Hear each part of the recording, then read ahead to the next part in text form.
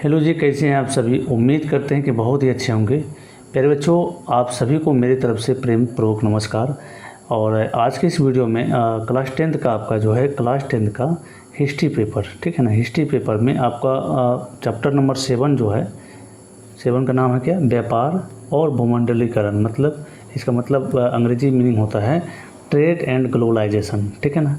तो इस चैप्टर से संबंधित आज की इस वीडियो में top most 10 VBI objective question को देखने वाले हैं, है ना, जो कि आपको एग्ज़ाम में बार बार पूछा जाता है। और पूरे चैप्टर का निचोड़ को लेकर के इस वीडियो में आया हूँ, ठीक है। मात्र इस वीडियो को देखने के बाद आप 1 से 2 नंबर देखिए, चूँकि ये जो चैप्टर है बहुत ही छोटा चैप्टर है, तो इस चैप्टर से ज़्यादा नहीं 1 या 2 नंबर ऑब्जेक्टिव पूछा जाता है। अधिकतम 2 पूछेगा और कम से कम 1 तो पूछेगा ही पूछेगा, ठीक है। तो आप इस वीडियो को बहुत अच्छे तरीके से देख लीजिए। मात्र 10 क्वेश्चन को लेकर के आए हैं। बहुत ही स्टैंडर्ड और बहुत ही अच्छा सवाल को सम्मिलित किया गया है, ठीक है। तो चलिए हम लोग वीडियो को शुरुआत करते हैं। तो सबसे पहले मैं अपना परिचय देता हूँ। प्यारे बच्चों, मैं हूँ सूरज यादव और मेरा नंबर ये है, आपको यहाँ पर व्हाट्सएप नंबर दिख रहा है। और चलिए हम लोग शुरुआत करते हैं, ठीक है। सबसे पहली बात तो आपसे एक चीज़ का रिक्वेस्ट किया जा रहा है मेरी तरफ से। अगर यदि आप चैनल को विजिट कर लिए हैं और वीडियो पर क्लिक कर दिए हैं तो सबसे पहले लाइक कर लीजिए, क्योंकि लाइक करना आपका परम धर्म है। जिस तरह से मेरा धर्म है आपको पढ़ाना मेहनत करके, है ना, उसी तरह से आपका लाइक करना है। और शेयर कर देना, दूसरा काम शेयर कर देना, ताकि दूसरों को भी मदद हो सके। साथ ही साथ आप अपने लिए सब्सक्राइब ज़रूर कर लीजिए चैनल को, ताकि जब भी मैं वीडियो अपलोड करूँगा तो उसका नोटिफिकेशन आप तक पहुँच जाएगा, ठीक है। और प्यारे बच्चों, अगर यदि आप PDF नोट्स इसका जो अभी पढ़ाया जा रहा है आपको, जो इस PDF में, इस वीडियो में आपको जो बताया जाएगा, इसका PDF लेना चाहते हैं तो इस नंबर पर आप व्हाट्सअप कर लीजिए, ठीक है। 7988997348 इस नंबर पर व्हाट्सअप कर लीजिए, आपको नोट्स मिल जाएगा, ठीक है। तो चलिए हम लोग बेहतरीन क्वेश्चन के साथ एक एक करके शुरुआत करते हैं। आपके सामने ये क्वेश्चन है, पहला नंबर का क्वेश्चन देखिए क्या कहा जा रहा है। देखिए आपके सामने है कि विश्व व्यापार संगठन का मुख्यालय जो है बाबू मेरे, वो कहाँ है, ये आपको बताना है। विश्व व्यापार संगठन का मुख्यालय कहाँ है, यहाँ पर 4 ऑप्शन आपको दिया है। पहला है आपको जेनेवा, दूसरा है पेरिस, तीसरा न्यूयॉर्क और चौथा वाशिंगटन। तो इन चारों में से व्यापार संगठन का मुख्यालय option number A right answer हो जाएगा। जेनेवा में इसका मुख्यालय है, ऑप्शन नंबर ए इसका राइट आंसर हो जाएगा, ठीक है जी, कोई दिक्कत नहीं है। चलिए आगे बढ़ जाते हैं। अब दूसरा क्वेश्चन इसी से रिलेटेड है कि विश्व व्यापार संगठन की स्थापना किस वर्ष हुई थी। विश्व व्यापार संगठन की स्थापना किस वर्ष हुई थी, तो इसका right answer option number A 1993 ईस्वी में। 1993 ईस्वी में विश्व व्यापार संगठन की स्थापना की गई थी, ठीक है बाबू, कोई कष्ट नहीं है। चलो आगे बढ़ जाते हैं। देखिए बहुत ही इंपॉर्टेंट क्वेश्चन है। ये क्वेश्चन लगभग 4 बार आपके एग्जाम में पूछा जा चुका है, 11 में, 2011 में, 2014 में, 18 में और 22 में, ठीक है। तो ये क्वेश्चन बहुत बार पूछा जा चुका है, तो आपको इसको याद रखना है, बहुत इंपॉर्टेंट क्वेश्चन है। क्वेश्चन आपको क्या कहा जा रहा है कि गिरमिटिया किसे कहा जाता है। गिरमिटिया से संबंधित ये क्वेश्चन जरूर आता है कभी न कभी।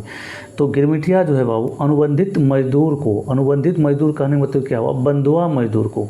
अब बंधुआ मजदूर किसे कहते हैं, अगर ये भी नहीं समझते हैं आप तो दूसरे भाषा में समझिए। बंधुआ मजदूर उसे कहते हैं यदि मान लीजिए कोई कर्ज लेता है कोई साहूकार से, सेठ से, है ना, गांव घर में होता है ना सेठ साहूकार, तो उसी प्रकार पहले के दशक में, पहले के ज़माने में, आज से बहुत साल पहले, बहुत 100 साल पहले, है ना, तो उस समय क्या होता था मजदूर को जो है बंधुआ बना करके काम कराया जाता था, एग्रीमेंट बना करके, कि जब तक उसका कर्ज अदा नहीं होगा, सेठ का कर्ज, है ना, बहुत लोग कर्ज ले लेते थे, अदा नहीं कर पाते थे, उस कारण से क्या किया जाता था, उसको मजदूर को बंधुआ बना करके काम किया जाता था, उसी को अनुबंधित मजदूर कहा गया है, ठीक है। तो गिरमिटिया किसको कहा जाता है आप समझ गए होंगे, बंधुआ मजदूर या अनुबंधित मजदूर को गिरमिटिया कहा जाता है, ठीक है। इसी से एक रिलेटेड एक और क्वेश्चन पूछता है जो कि आगे दिया है आपका 4था नंबर में। देखिए कहा था गिरमिटिया मजदूर भारत के किस क्षेत्र में भेजे जाते थे। सबसे ज़्यादा जो है गिरमिटिया मजदूर भारत के किस क्षेत्र में भेजा जाता था, तो वो बाबू मेरे पश्चिमी क्षेत्र में भेजा जाता। ऑप्शन नंबर बी आपका राइट आंसर हो जाएगा।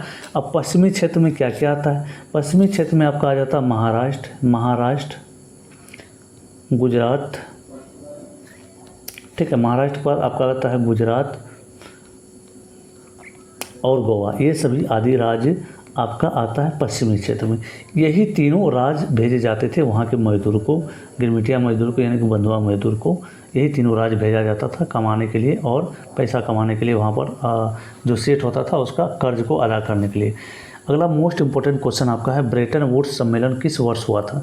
ब्रेटन वुड्स सम्मेलन बाबू मेरे ऑप्शन आपको दिया हुआ है, इसका ऑप्शन नंबर सी राइट इसका आंसर हो जाएगा। 1944 ईस्वी में ब्रेटन वुड्स सम्मेलन हुआ था। ठीक है जी, कोई दिक्कत नहीं है। चलिए 6 नंबर मोस्ट इंपॉर्टेंट क्वेश्चन ये भी है, इसमें देखते हैं आर्थिक संकट के कारण यूरोप में कौन सी नई शासन प्रणाली का उदय हुआ।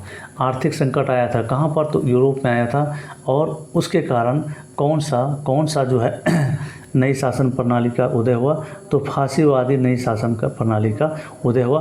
फांसीवादी शासन प्रणाली किसके द्वारा शुरू किया गया था, अगर ऐसा पूछेगा तो मुसोलिनी, आप आंसर मार करके आएंगे, मुसोलिनी के द्वारा जो है फांसीवादी शासन शुरू किया गया। ठीक है, कोई दिक्कत नहीं है बाबू। चलो आगे बढ़ जाते हैं। नंबर 7 में आपको भूमंडलीकरण यानी कि ग्लोबलाइजेशन की शुरुआत किस दशक में हुई थी।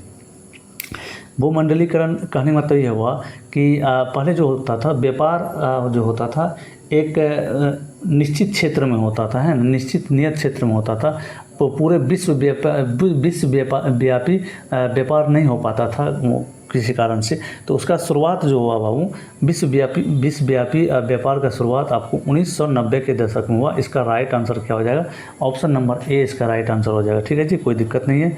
चलिए अगले क्वेश्चन की ओर बढ़ जाते हैं। 8वें क्वेश्चन में आपका आधुनिक युग में अर्थव्यवस्था के क्षेत्र में होने वाली सबसे बड़ी क्रांति क्या थी।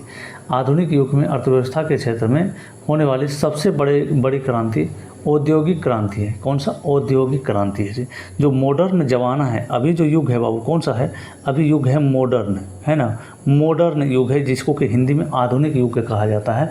तो आधुनिक युग में सबसे बड़ा जो क्रांति हुआ था, सबसे बड़ा जो क्रांति हुआ है वो औद्योगिक क्रांति हुआ। औद्योगिक क्रांति क्या होता है, औद्योगिक क्रांति उसे कहते हैं जो कि व्यापारिक रूप से, है ना, व्यापारिक रूप से बहुत बड़ा चीज़, व्यापारिक रूप से बहुत बड़ा व्यापार खड़ा हो जाए, है ना, उसको औद्योगिक क्रांति कहते हैं। और प्रत्येक व्यक्ति सुखी संपन्न रहे, है ना, कमा करके खाए और अपने परिवार का भरण पोषण करे, उसको औद्योगिक कहते हैं। तो औद्योगिक क्रांति जो है बाबू सबसे बड़ी क्रांति थी, कहाँ का, तो आधुनिक युग का सबसे बड़ी क्रांति थी औद्योगिक क्रांति। ठीक है जी, कोई कष्ट नहीं है। चलो आगे बढ़ जाते हैं हम लोग।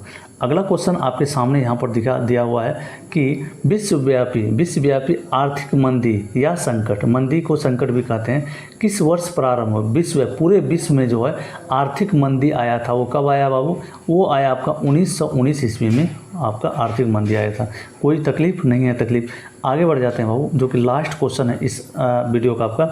इसमें पूछा गया आपसे एशिया और यूरोप के बीच कौन सी प्राचीन स्थल व्यापारिक मार्ग था।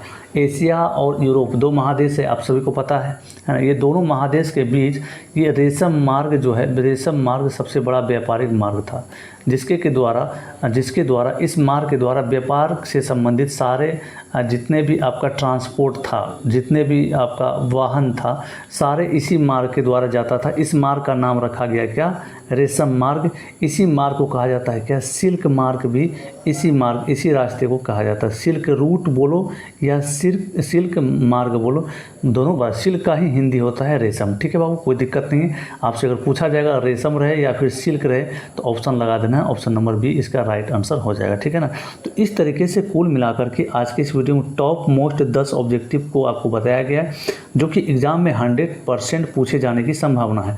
तो आप इस वीडियो को इग्नोर मत करिए, है ना, इग्नोर मत कीजिए, क्योंकि इस वीडियो से आपका 2 या 1 नंबर पक्का होने वाली है। मिलते हैं फिर अगले वीडियो में, तब तक के लिए जय हिंद। यदि आप चैनल को सब्सक्राइब नहीं किए तो कर लीजिए और शेयर जरूर कर लीजिए बाबू मेरे, और कमेंट करके बताइए कि आपको यह वीडियो कैसा लगा। जय हिंद।